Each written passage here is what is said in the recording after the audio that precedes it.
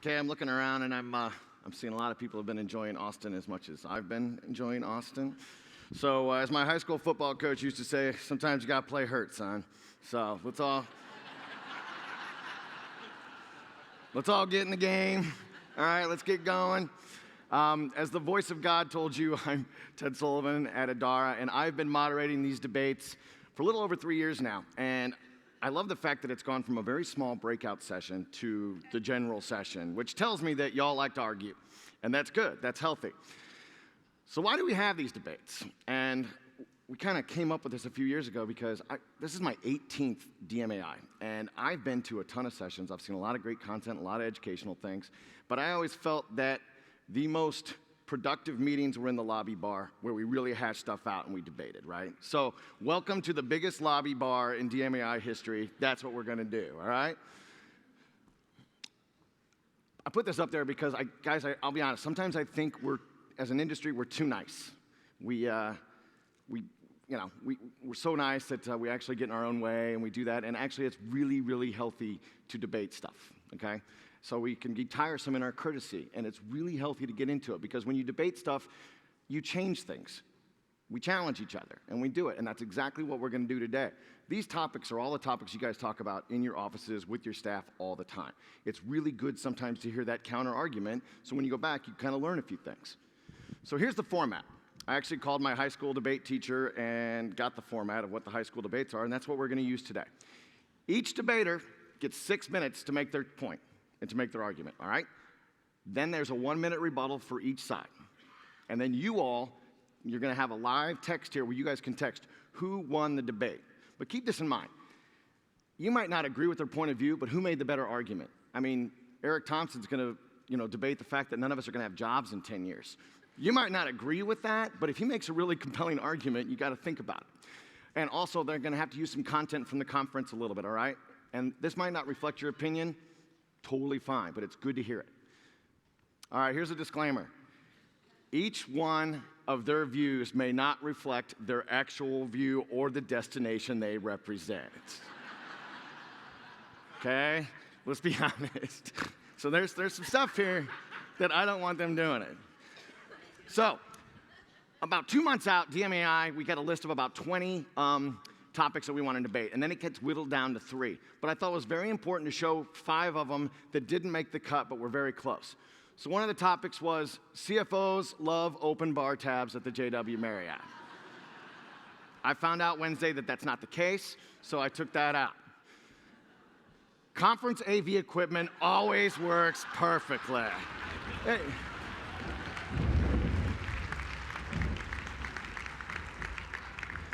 All right, that's awesome. Come on, guys. You know, it happens to all of us. It was great. I like this one. Kansas City barbecue is far superior to Texas barbecue. I know. I have this addiction to breathing, so I took that one out. We're not going to go on that one. Donald Trump would make a great Mexican ambassador. 2 months ago, that was a good idea. My millennial kid is as lazy as that. Too many people agreed with that, so I had to take that one out too. All right. So these are the topics we will be debating today. DMOs will disappear by 2025. Taking the pro on that, saying that that's actually going to happen, is Eric Thompson will visit Salt Lake. Con will build Bill Geist, and he's going to take the con on that. DMOs should stick to marketing and forget development. Matt Clement from Fort Worth is going to make the argument that they should stick to marketing. Teresa Bell-Polsey from Destination DC is going to say, nope, we need to focus on development. And the last one, actually, this will be the first one that's next. Millennials are not as important for your business as you think. Pro is Ashley Johnson, which I think is great because she's a millennial. And con is Gina Sheridan from Visit Charlotte. So, you guys ready to rumble? Get going? All right, let's do it. Ashley and Gina are first. Believe. Are you first? She first. Let's go.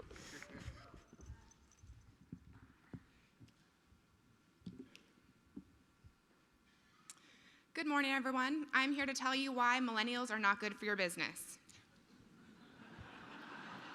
I'm a millennial. I'm a millennial. Wait, need some audio there. I'm a millennial. I'm a millennial. I'm a millennial. I'm a millennial, and I'm sorry. And I'm sorry. We suck, and we know it. We're self-centered. We're entitled. We're narcissistic, lazy, and immature. And we're super sorry about that. We're the worst. If only we could be more like our parents. Yeah, the baby boomers. You guys were great. He gave us great music. 60s counterculture, psychedelic drugs, a lot of great movies, too. Jurassic Park was awesome. Good job with that one. We don't know what happened. You raised us to believe that we were special. So special that we didn't even have to do anything to earn it. I got this trophy for existing in soccer. That's pretty special. No idea what went wrong. You tried your best. Well, that was the end. That was planned. So all you hear about are millennials this and millennial that. It's such a fad. I mean, they aren't loyal. They can't commit to anything. I mean, hey, I've been engaged for 3 years. This morning, I'm going to hit on 5 points that will prove why millennials are not important for your business as you think they may be. Millennials want a variety of experiences. Some millennial travelers plan on reducing their vacation budgets in 2015 and will visit cheaper destinations, while others are upping their vacation spend to cross off locations on their bucket list. Is your destination really on their bucket list? In the same report, millennials defined as people 18 to 34 years old were the most frequent group to cite the bucket list factor as the reason they believe their travel budget will increase in 15. Millennials are all about the experience and enjoy variety, so why would they keep coming back to your destination? To believe this is extremely counterintuitive. Millennials lead the shared economy.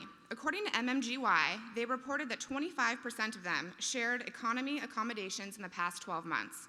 Take Comic-Con, for example, which occurred last weekend in San Diego. They welcomed one of the largest annual conventions, which of course would allow hotel rooms to increase their ADR and expecting to be sold out. You couldn't find a room for under $1,000, but typically they don't have a problem filling that occupancy. Due to Airbnb and the shared economy, San Diego's hotels reached a 78% occupancy, while Airbnb reported that they sold 30,000 room nights that same weekend.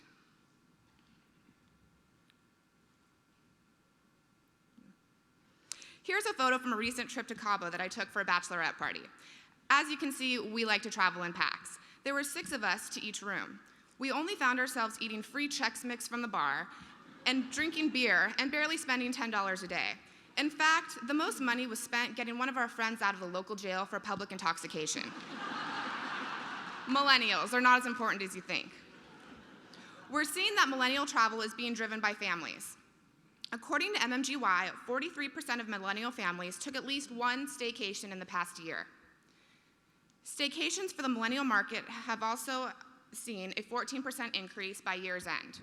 Millennials are also taking last-minute vacations that are dependent upon their work and family schedules. 49% took at least one last-minute trip in the last 12 months. Millennials are social complainers. The millennials are diverse, more tech-savvy, and socially connected. If they don't have a good experience, they'll be the first one to publicly blast a business on all social networks. Many are also looking for that excuse for their comments to go viral so they can get that 15 minutes of fame and perhaps meet a Kardashian. Millennials can also smell BS from a mile away. If a company portrays a wrong type of message via social, it can potentially turn millennials away from your brand forever. Take McDonald's, for example. They were blasted for asking an indie band to play at South by Southwest Music Festival in Austin for free. When one of the band members took issue with a billion-dollar corporation asking up-and-coming musicians to perform for no cost, the millennial generation sided with the band members. This resulted in a PR nightmare. McDonald's social commentary soared by 79%, with 72% of the comments negatively attacking their brand. And finally, this market isn't spending the most money, and they certainly aren't adding to your bottom line. As mentioned earlier, when millennials travel, they want to stay at their friends' houses or in a private home so they can all fit into one space. They are making trips to Costco to stock up on cheap liquor, canned beer, and more just to save some money. If you see them in your hotel lobby bars, it won't be because they're buying alcohol. It's because they're already intoxicated from in-room drinking and are socializing in a common area before they hit the town. They're almost as bad as day trippers. They utilize all of our resources without spending a dime. People keep saying that we need to prepare for the future, but I think we need to focus on the present. Millennials, they're not good for your business now or ever.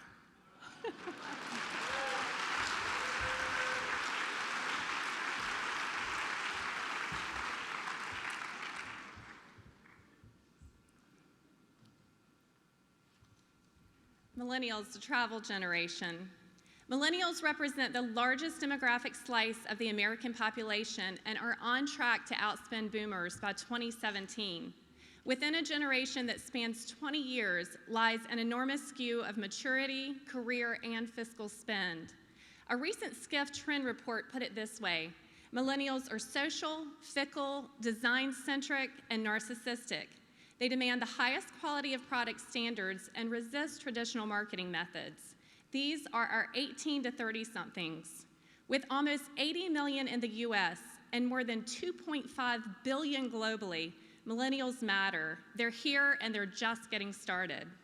As leaders in the travel space, it's up to us to study up on this generation and explore ways we can adapt and grow with them. And don't blink, the I generation is hot on their heels.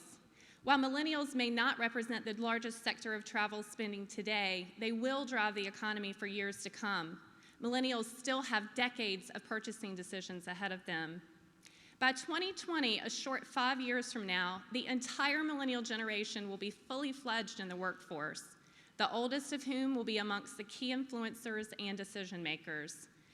The most educated and the most racially diverse generation ever, millennials represent a population eager to learn. They want immersive experiences, crave adventure, action, and fun. For them, travel is about the disconnection from stress through the experience of trying new things and meeting new people. Almost 80% of millennials say that they want to visit all 50 states. 1 in 7 say they want to visit all 7 continents in their lifetime. They will be the most traveled generation in history and demonstrate far greater travel savvy than generations before. There's no denying this generation is commonly bound by their reliance on and their use of technology. Millennials came of age with the internet and mobile devices. Today's millennial traveler is obsessed with social media, using it to research trips, connect with peers, or simply illustrate their status. And this generation has grown up expecting options and limitless possibilities. 73% define success as being happy. Their desire to attain happiness ranks ahead of the other priorities in their life. The route to happiness for millennials seems to be through collecting experiences rather than material goods. And as a travel industry, we have a big opportunity to position travel as the key to attaining happiness. Millennials are reaching the peak ages for travel, and we need to be prepared. Millennials are blurring the lines between business and leisure travel, extending work trips into vacations, taking time out to explore a destination on either side of their business trip. By 2020, almost half of business flight spend will fall to millennials. While airlines have been somewhat slow to adapt to the millennial traveler mandates, the likes of Delta and American Airlines have revolutionized their approach to customer service through social media, staffing teams on the clock 24/7 to engage with travelers and diffuse problems. Just as top brewers have launched microbrew brands to meet the shifting demands of millennials, Starwood, Marriott, Hilton, and others have all started building out brands to cater to millennial travelers. Hyatt-centric hotels are coming online this summer, illustrating a design-forward series of properties appealing to the younger traveler, and they're strategically locating them in city centers. Take a look at the Ace Hotel in New York City, with large social public spaces, in-house cafes, and smart room designs to haul in droves of millennial travelers. Just last week in Charlotte, Marriott made front-page news unveiling plans to unleash a massive overhaul of the Marriott Center City to focus on the millennial traveler. With millennials on the verge of becoming the predominant business traveler, Marriott is pumping in millions. A digital-savvy and mobile-forward generation, millennials value experiences and look for ways to share those experiences with others, influenced by their friends' social clout. Broadly speaking, millennials have a severe case of wanderlust. 97%, nearly all of millennial travelers, post on social networks and share experiences with friends while traveling. 3 in 4 post at least once a day. Millennials are a generation driven by the selfie stick and social media, not to mention the hashtag. Look no further than Kim Kardashian. She connects with her gaggle of fans on a daily basis, sharing details of her life through selfies. She even wrote the book on it. With 39 million followers, let that sink in for a second. She's a force to be reckoned with, and travel brands take note. Millennials have been exposed to marketing more than any other generation in history, and it's safe to say they have developed the ability to cut through advertising clutter. If we gain their loyalty, they can help us market. Influence one, and many will follow. One simple selfie with Mickey and Minnie captured over 1 million likes on Kim Kardashian's Instagram account. Disneyland has a brand ambassador. She posted another picture that literally broke the internet, but that's a different topic for a different debate. First Lady Michelle Obama recently posted a video on her official Instagram announcing the end of the 40-year ban on photos and social media in the White House. You can now take a selfie in the president's home. Social media makes millennials the most vocal and arguably the most influential ambassadors of the destination experiences we're looking to sell. They're critical to our business. Millennials are the travel generation.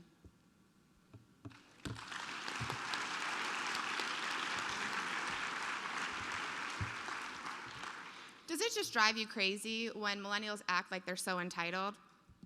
I'm sure you all saw that video and remember the times when millennials would receive medals, trophies, and ribbons for everything, even if they didn't win. In closing, I'd like to remind all of you that I am in fact a millennial, and obviously feel extremely entitled. In fact, I felt I won this debate before it even got started. And apparently my parents did too, because they sent this trophy to my hotel.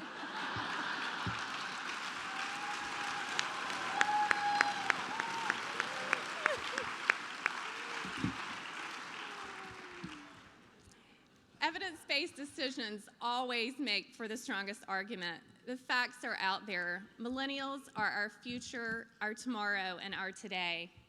If you are a distinguished member of the 30 under 30 class, will you please stand up?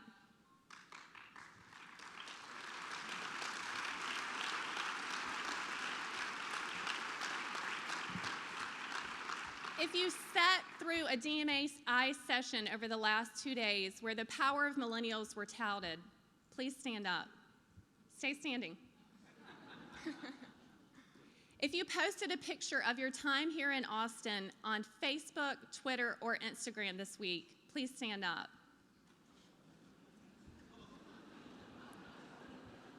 If you think millennials are the travel industry's future, please stand up.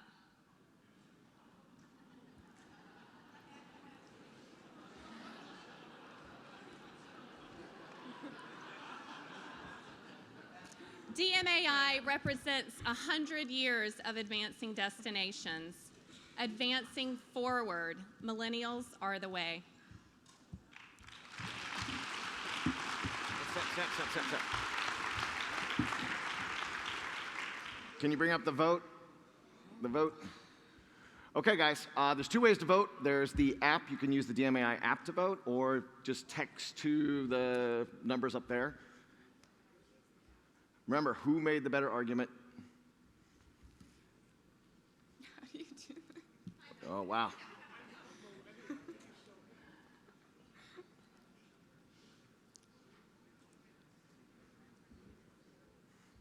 Ooh, it's getting close.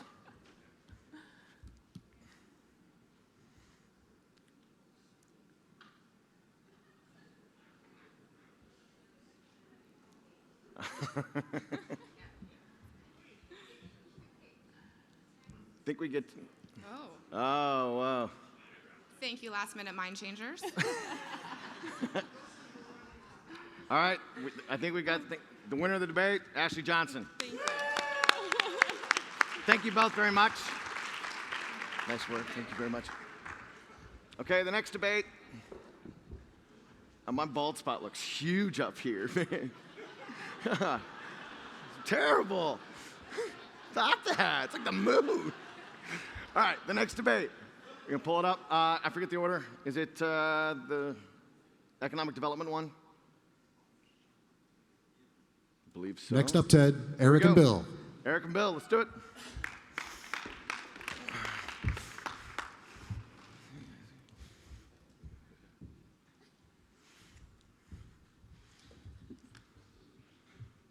Okay, I seem to be the only one who drew the DMO Pro and have my boss sitting right in front of me. So this is going to be a little more challenging than I first expected. But yes, it's true. It's all time for us, and I'm the bearer of the bad news that we as destination branding organizations will disappear by 2025. So start dusting off your LinkedIn profiles. Start thinking about where you're going to be next.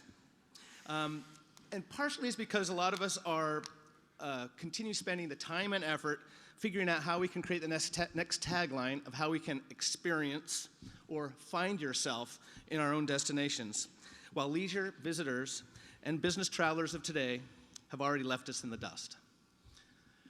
But I have one disclaimer on my argument, and it's that DMOs will just no longer exist of today, or the DMOs will no longer exist in 2025, but the DMOs of today will no longer exist. So I think there's a glimmer of hope, but I still have some concern, and I'm going to tell you 5 reasons why. First one is DMO denial. Many of us think we are doing the right things, but we are not willing to look at the facts. And again, I want a simple show of hands from the audience. Prior to this conference, how many of you chose to order a visitor's guide prior to coming here? 1, 2, wait, 2, maybe 3? Okay. Now, how about this? How many chose to come to this awesome website prior to your arrival? Pretty good, but still a very minority. How about this website, austin.com? Did anyone see this one prior to their arrival? Or better yet, how many went to the Austin TripAdvisor page or were influenced by TripAdvisor while you're here? Now the question is, did it matter what the branding of the organization was? Did that influence your decision, or does it influence decisions? Do the end customers care what the branding is? The reason number 2 is the failure to innovate. Now, in our first session, Josh Linkner gave a great talk about businesses like Blockbuster, Xerox, MySpace, who all failed to innovate and ultimately went out of business.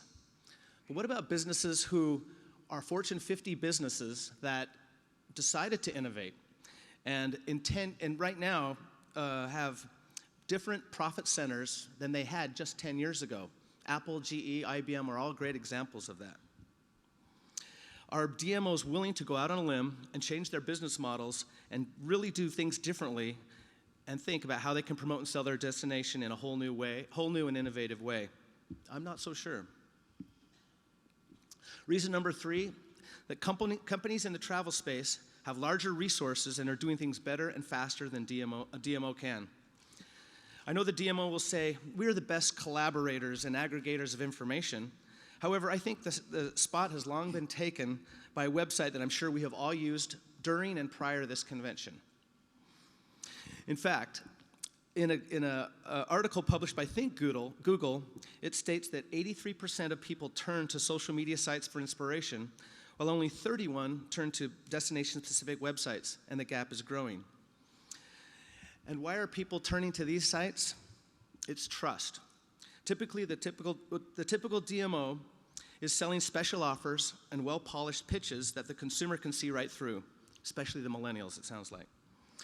And while these sites are selling what's specifically important, and these sites are selling what's specifically important to the end user, and often from people they trust in their social networks and opinions that they value. Another reason number 4, the travel is changing from a B to C to a C to C model. The trend of this consumer sharing economy is a growing trend that we cannot ignore. Have any of you seen the Airbnb commercials? These companies are changing the way we not only are booking travel, but how we are being inspired to travel. Have you read the reviews on the sites? Why wouldn't you want to have experiences like those that are people traveling and visiting those locations, using those taxis, and other social sites that are out there, or community sharing and sites that are out there? This is a site, how many of you have heard of this site before? This is a site that if any of you know me, I'm an avid cyclist, and I both rent and list bikes. And this is basically an Airbnb for bicycles. Just last week, I got a notification from a woman from Denver who was coming to Salt Lake City for a conference. She made her decisions based on where the location of her Airbnb home was, where she could rent my bicycle, and for 4 days, she chose to use a bicycle instead of an Uber taxi. Her decisions were based on the reviews of those sites, and it changed the way that she experienced our location. Are DMOs thinking about how they can connect with visitors at this level? I haven't seen it yet. And lastly, reason number 5, the typical business structure of the DMO must navigate geographical and political challenges that private businesses do not. This is probably the most disconcerting reason why we may not exist in the next decade. We spend too much time and effort making sure that we are satisfying the needs of our stakeholders and members. We create advertising brands that only exist in the minds of those in the geographical zone who collect the transit room tax to promote it. Do you think Yelp, TripAdvisor, and Kayak care who the mayor of your city is or the member businesses of your organization are? I don't think so. We've all been talking about the relevance of DMO for the last, I don't know how many conferences. And I will state, unless we are willing to make broad, big changes, we may be not talking about this conversation anymore. Thank you.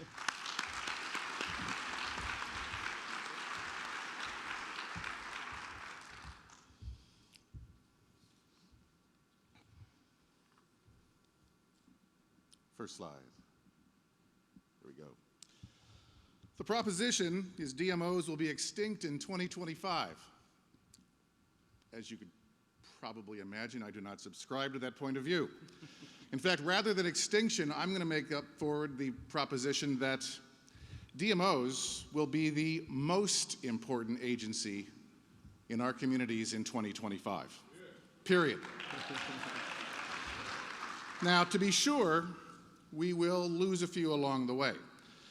It's been 3 years now since the former chair of this august body made that chilling prophecy that in 5 years, half of us would not be here in this room at the annual convention. And while that's not nearly become true, we have seen more CVBs go out of business this year, halfway through, than we saw all of last year. They're coming for us. And they're going to continue to come for us. But DMOs, I believe, will thrive. Thrive. Thrive. There we go. Whoa. That's even better.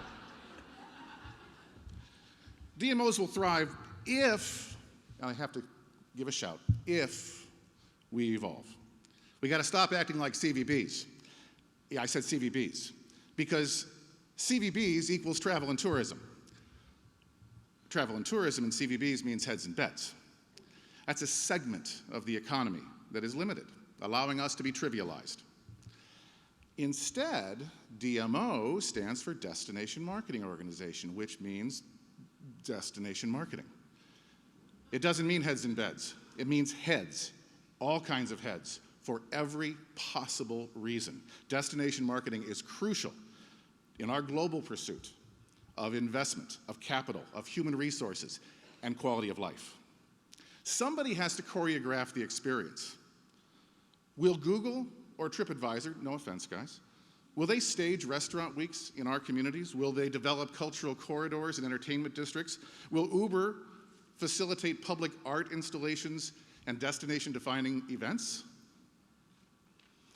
There needs to be an agency in every one of our communities that spearheads destination-enhancing stuff, like Rockford, where the CEO and the board went to the state capitol, changed state law so that they got a new funding stream that is not available to anybody else to build like a $27 million indoor sports facility downtown. That they create an event to herald the beginning of the holiday season that had never been done before, and the retailers report out of control sales and would be massively hurt if that event does not continue. Getting hundreds of volunteers every year to come in and clean up the town every April. That's not going to be a TripAdvisor or a Yelp initiative. It's just not. Somebody has to spark the conversation. Communities cannot depend on the benevolence of the media. Cities cannot rely on the goodwill generated by their sports teams, especially those that choose not to sell tickets to competitors in another zip code. And they certainly can't rely on a money shot from the Weather Channel. Instead, somebody has to engage. As we heard yesterday, it's not broadcast, it's engagement. To engage the consumer, as the team at Gulf Shores has done for years, having an active conversation before the oil crisis, during the oil crisis, and after, and masterfully after, to make sure that everybody knew the real story of Gulf Shores, where there was only a few miles of beach that were being spoiled. Rest in peace, Mikey. And somebody has to manage the story. I get that only a third of consumers go to a CVB or a DMO website. I get that. And as Bill Hanbury famously said with the first vision or study, however many years ago that was, we've been disintermediated. I get it, we have been. But that's taking the short view. Let's say your destination has a bad rap, crime, icky, nobody wants to go there, and it's been like that for years. I mean, it's a tough place to be. Who's going to change that? The mayor? The city council? The EDC? The Chamber of Commerce? I don't think so. Somebody has to manage that story. It has to be an organization that can bring together the hospitality community, bring together corporate interests into one room, sit down and talk to the local media and say, guys, the way you report is why the rest of the world thinks that Oakland is dangerous. And if it wasn't for that conversation and the media understanding that, how do you figure Oakland? Oakland makes the #3 hippest place in the residents report. That doesn't happen by itself. It only happens with a DMO. These are all critical for the success of the next generation community. And as Ronald Reagan got the credit for, but it was actually the Hebrew scholar Hillel, if not us, who? If not now, when? Tourism is a first date for investors. Think about that. Without a visit, nothing happens. As Visit Florida's Will Seckham says, nobody has ever invested in a community that they haven't visited first.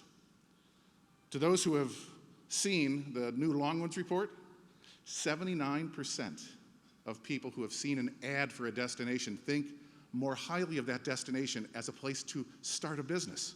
76 after they visited, and twice that if they visited and saw the ad. As we were taught to pray, oh, lo, those many years ago, by the female Elvis, if you build a place where people want to visit. DMOs will not be extinct in the year 2025, just the opposite. Thank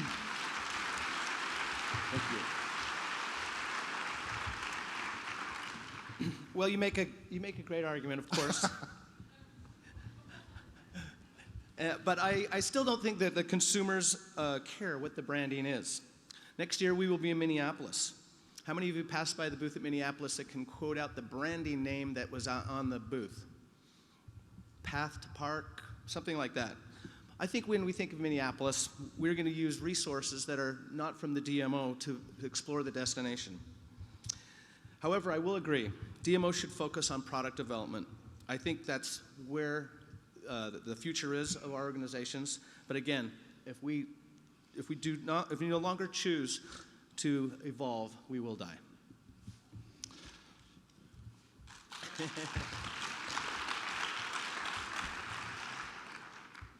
And I agree with you, sir. I think a lot of the branding that's being done doesn't resonate. And that's not, I don't believe, the future of the destination marketing organization. I think it's, as I said, choreographing and building the experience, making sure all the parts come together. Peter Kajiyama, in his book, Love Your City, says there are all these co-creators that are out there in our communities that oftentimes don't know the other ones are there. Somebody has to put these creatives together to make sure that there's a buzz, like the buzz here in Austin, like the buzz in my town, in Madison, like the growing buzz in Oakland and in Salt Lake, and in many of your communities. I think this is all about changing up, and we're actually absolutely in agreement. This ought to be a 50-50 vote, because we're saying the same thing. We must evolve, we must change, we must become destination marketing organizations and stop being convention and visitor bureaus.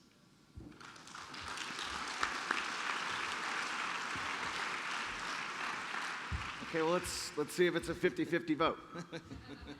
Oh, wow. DMO, DMO. How did that happen? Oh, they had the app. That's how they had it. Oh, yeah. Well, I think Bill won.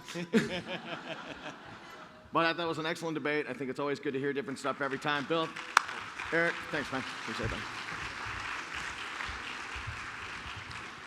Okay, we're ready for our final debate, which they kind of touched on a little bit. Marketing versus development.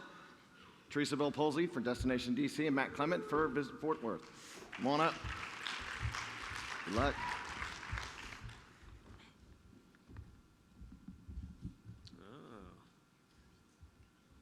You know, Teresa in Texas, ladies go first. Okay. So Eric, don't worry. There's always truck masters. You and I will be there probably after this debate. But you know, it's funny when I was approached to do this. When I was told what I would be debating, that DMO should stick to marketing after 3 days of being told all about the wonders of development. I thought, well, if I can debate that, I can do anything. So I started signing up for debates. Next week, I'll be in California debating in front of a room full of doctors about why cigarette smoking is not really that bad. So I knew I would need some allies to convince you that we should stick to marketing. Marketing's dear to my heart, obviously, if you went to my session yesterday. And I'm here to tell you that why we should stick to marketing. The fate of the free world depends upon it. I brought an ally with me. That's the scapegoat.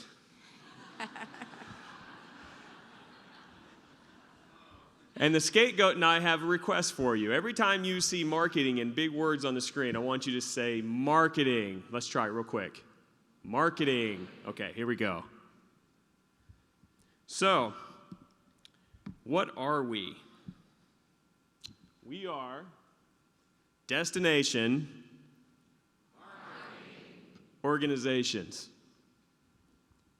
And this message is brought to you by Fort Worth, my favorite Texas getaway. The sole role of the destination marketing organization is to be the marketing arm of the destination. We do it better than anybody. We care more than anybody. And quite frankly, nobody can do it better than we can. It's understood that it's our job. It's in our industry's name. It's right in the middle.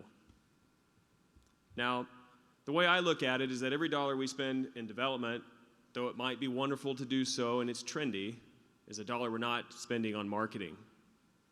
I have 3 questions for you, so if you don't mind playing along. First question, raise your hand if all your attractions and hotels are max capacity this year, all through the year. Laguna Beach, you put your hand down. She only has like 1,300 hotel rooms. That's not fair.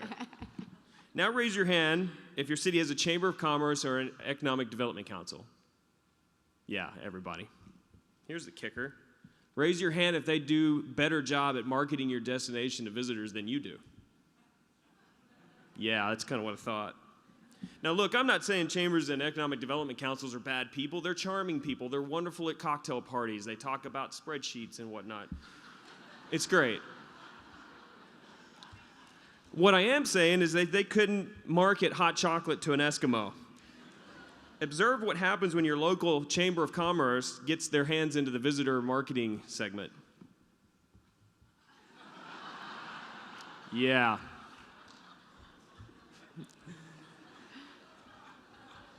That just ain't right. So as you can see, it's critical we don't let these people loose.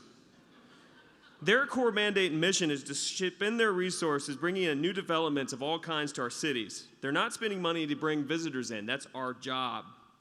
Why? Because we are the destination organization.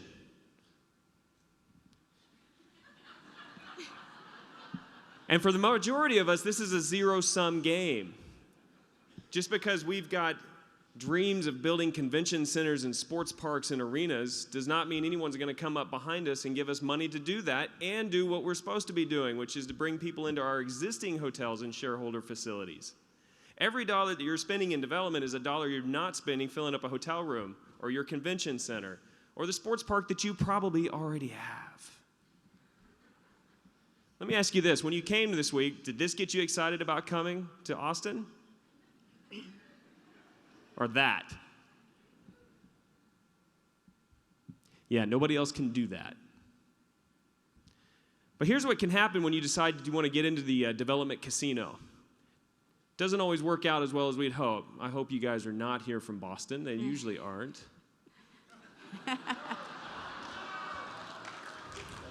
Zing. Yeah, look at that last one. I used to work in a casino. I know what gambling is. I can see it, I can smell it from a mile away. And let me just tell you, development is a casino. You think that new sports park is going to be filled up and all of your residents are going to sing Kumbaya. I'm telling you, that is not true. Same thing with convention centers. You know, I love, when people say, well, build it and they'll come. That's what they told Greece. Yeah, how's that working out for you, Greece?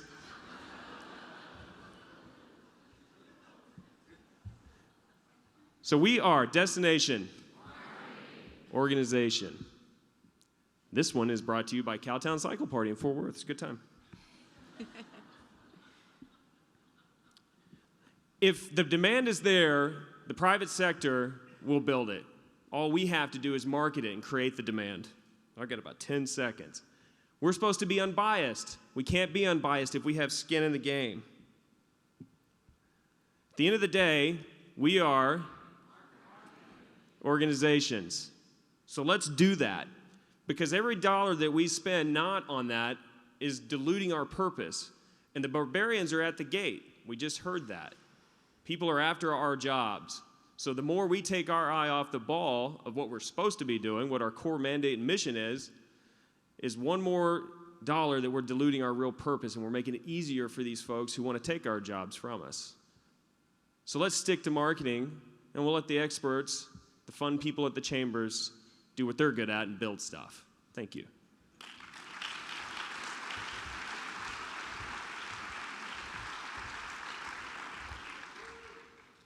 Thanks, Matt. And I appreciate you wanting me to go first. However, in DC, the way that we do it is we always save the best for last.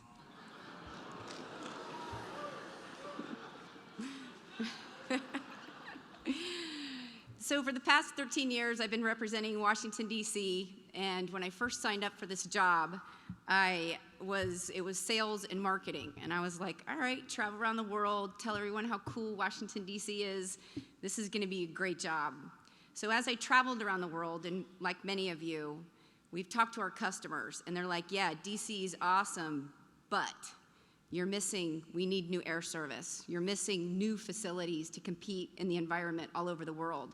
You need new content. And so as you started going there for years, things have been playing in my head through that movie, Kevin Costner, that you had mentioned, if you build it, they will come, as he's running through the field. So for years, we've been thinking about this and what do we need to do in order to make us go to the next step. I am marketing, I get that, but if I don't have anything to market that's new and competitive in the workplace, we're not going to be able to continue. So let's take a look.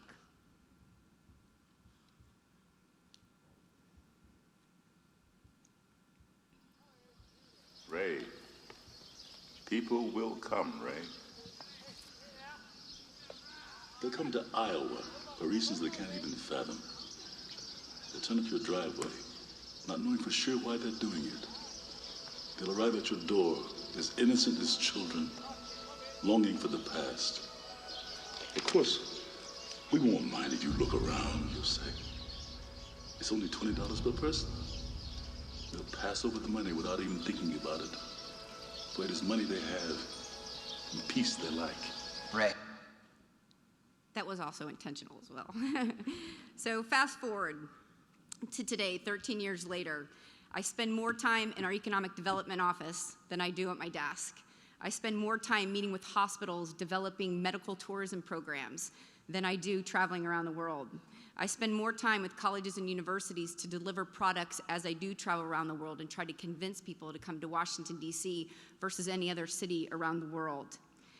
So what happened a couple of years ago is our mayor decided under economic development to make tourism a pillar. And the pillar was because he believed that tourism actually was economic development. And so this kind of helped tell our story. Not only did they give us an additional $3 million to do marketing, but they also have somebody that's just our liaison for tourism to help us for both leisure and for the for leisure and for conventions. So as I brought the mayor to China with me on one of my missions, we sat at the table along with a bunch of tour operators, and one of the tour operators was like, we love DC, but it's really complicated to get there. We have to connect. We can't do a lot of things, but we need more air service.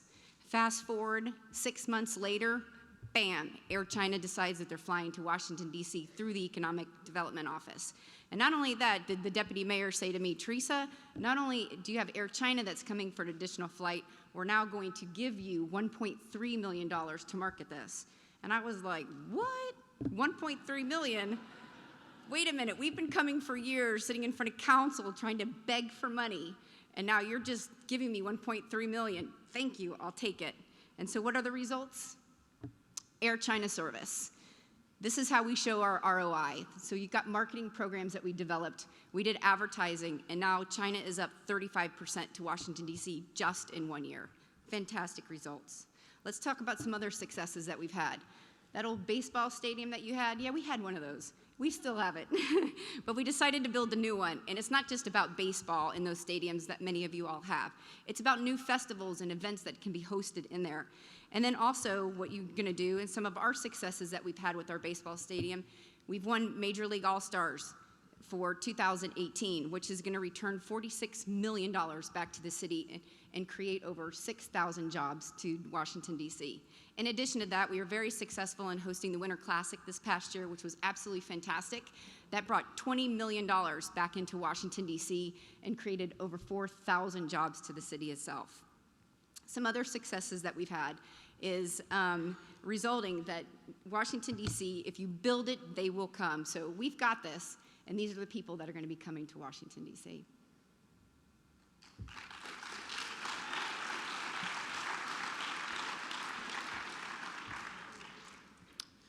Build it and they will come. That's what Teresa's telling us. Well, in Washington, D.C., they did build it. They built a brand new, huge convention center. Now, I was told to take the gloves off. I'm sorry, Teresa. I was going to leave them on until that last comment about the best. They built a room, they built a convention center that was supposed to generate 730,000 room nights in 2010. You know how many room nights it generated? 275,000. Now, I don't mean to pick on my opponent or her city. It's a fantastic city. But they're not alone. There is a sports park in your destination or near it right now that you know and you're thinking about it in your head. It needs more people in it. We need to fill the capacity that we have. We need to focus on what we do best. All these things are great. Sports stadiums are great. Now, we could debate sports stadiums until I'm blue in the face. Plenty of economic development studies, economic impact studies that say those things are bunk. The Nationals are filling their park right now, but trust me, in 5 years when they stink again, it'll be empty. And she won't be up here telling you about it. Gloves off. Let's stick to marketing, guys. That's what we're here for. That's what we were designed to do. It's what we're the best at. There's plenty of people that fill up those hotels or build those hotels. They can build the hotels. They can build the stadiums. They don't need us for that. We can be consultants. We can have a seat at the table as an expert in visitor research and understanding travel and demand. We can do all of that. They don't need us to build it. We don't have to put skin in the game. We can still have that seat at the table. Thank you. Great. Thanks. Now, Matt, I know that you're the research guy, so I'm not sure where you're actually getting your data. But the Wikipedia. Clearly, you're getting it from Wikipedia, which hasn't been updated in quite some time. So not only is the convention center returning a major ROI for us, because it's not just about conventions that are in our convention center. We host volleyball tournaments, wrestling tournaments, boxing tournaments. You don't count those room nights when people are coming into the city in order to be able to do that. You're just looking at a room night. So when you're looking at certain things and you're trying to make it look like it's all about marketing, tourism is economic development. If you all aren't working together and you're not at the table together, then you're not going to be able to be successful as you move forward.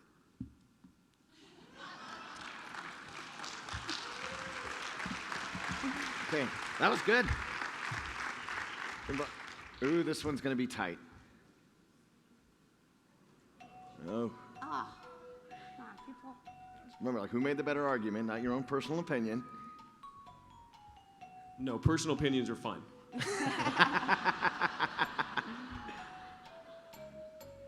Give it just a little bit.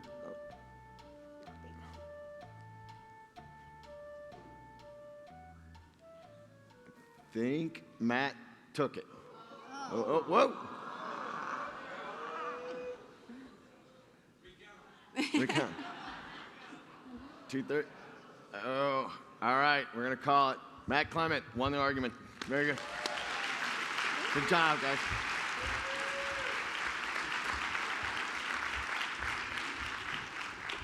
Okay, that was a lot of fun. I think the debates have become a really good industry staple, and next year we're going to be debating 3 topics that we might not even know about right now. So throughout the year, when I see you guys on the road, I want to talk about what topics would be good to debate next year, and you guys might be on the stage.